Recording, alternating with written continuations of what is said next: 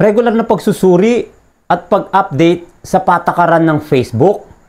Pangatlo na tayo ka-success. So, narito ang ilang mahalagang paalala sa regular na pagsusuri at pag-update sa patakaran dito kay Facebook. So, umpisa na natin. Ang mga patakaran sa Facebook ay maaring magbago at pabago-bago, kaya't mahalaga ang laging handa sa update sa mga bagong regulasyon. Huwag maging kampante. Siguraduhin ang regular kang mag-check ng mga update sa patakaran ng iyong Facebook account. Kung kinakailangan, basahin ng maigi ang mga bagong patakaran at siguraduhin mo na nauunawaan mo. Gawin mo ang mga ito kung kinakailangan sa pag-aayos ng iyong account. I-adjust ang iyong privacy settings para mapanatili ang kaligtasan ng iyong informasyon.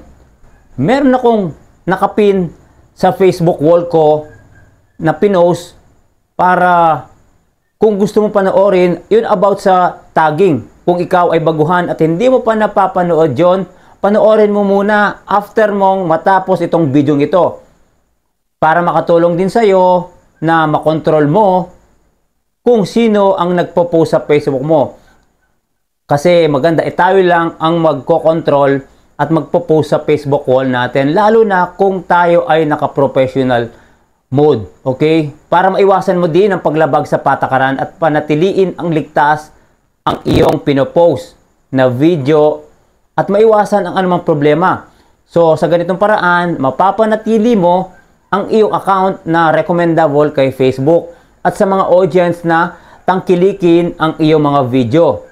So, hanggang dito na lang ang video ito, ka-success. Okay, salamat sa panonood. Sana may natutunan ka at tandaan mo, ang pagiging update lagi ay ang pangunahing susi sa ligtas at masayang experience sa paggawa mo ng video kay Facebook. Maraming salamat ulit, ka-success, at see you sa next video. Bye-bye and God bless po. Thank you.